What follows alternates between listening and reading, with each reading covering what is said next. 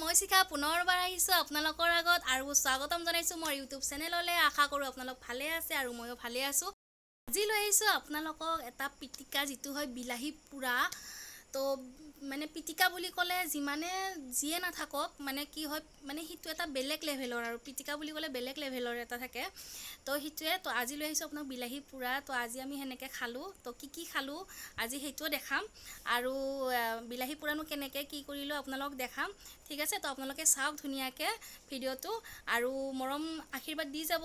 Like comment share subscribe কৰি দিব চবে।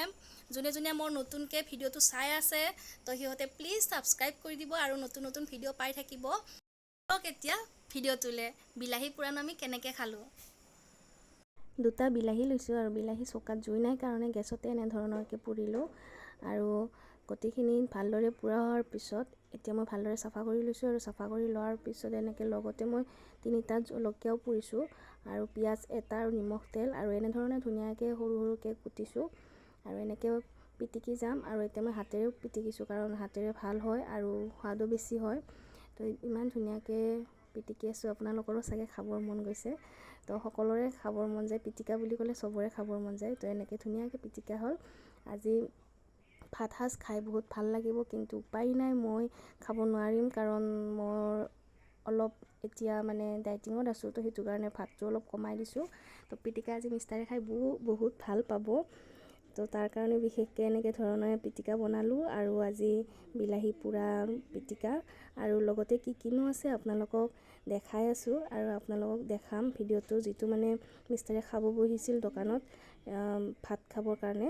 তো সেই ভিডিঅ'টো আপোনালোকে চাই থাকক।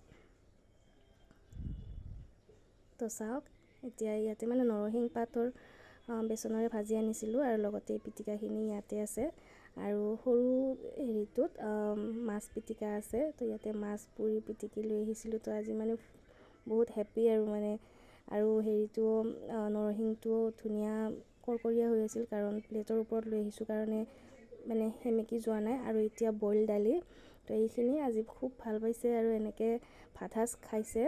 তো আপোনালোকৰ যদি ভাল লাগিছে, লাইক কমেণ্ট শ্বেয়াৰ ছাবস্ক্ৰাইব কৰি দিব, আৰু লগতে কমেণ্টত জনাব কেনেকুৱা হৈছে, কেনেকুৱা পালে, আৰু সদায় মোক এনেধৰণে ছাপোৰ্ট কৰি যাব। আপোনালোকৰ মৰম আশীৰ্বাদ পাম বুলি আশা থাকিল, আৰু এতিয়া বাই বাই।